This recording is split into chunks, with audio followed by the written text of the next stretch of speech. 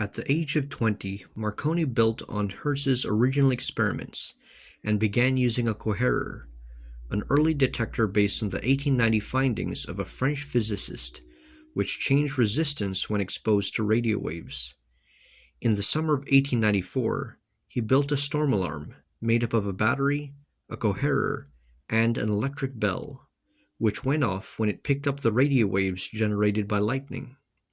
Late one night, in December 1894, Marconi demonstrated a radio transmitter and receiver to his mother, a setup that made a bell ring on the other side of the room by pushing a telegraphic button on a bench. Supported by his father, Marconi continued to read through the literature and picked up on the ideas of physicists who were experimenting with radio waves.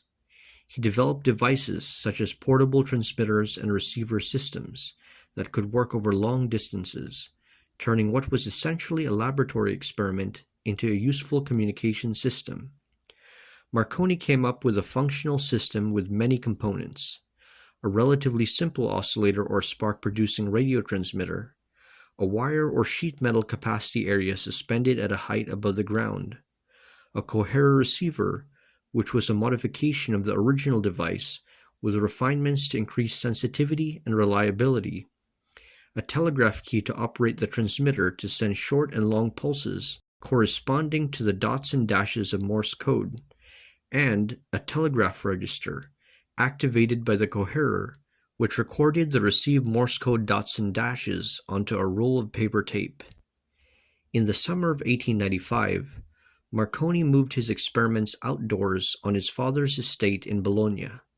He tried different arrangements and shapes of antenna, but even with improvements he was able to transmit signals only up to 1/2 mile, a distance Oliver Lodge had predicted in 1894 as the maximum transmission distance for radio waves. A breakthrough came in the summer of 1895 when Marconi found that much greater range could be achieved after he raised the height of his antenna and, borrowing from a technique used in wired telegraphy, grounded his transmitter and receiver. With these improvements, the system was capable of transmitting signals up to 2 miles, or 3.2 kilometers, and over hills. The monopole antenna reduced the frequency of the waves compared to the dipole antennas used by Hertz, and radiated vertically polarized radio waves which could travel longer distances. By this point, he concluded that a device could become capable of spanning greater distances, with additional funding and research, and would prove valuable both commercially and militarily. Marconi's experimental apparatus proved to be the first engineering-complete, commercially successful radio transmission system.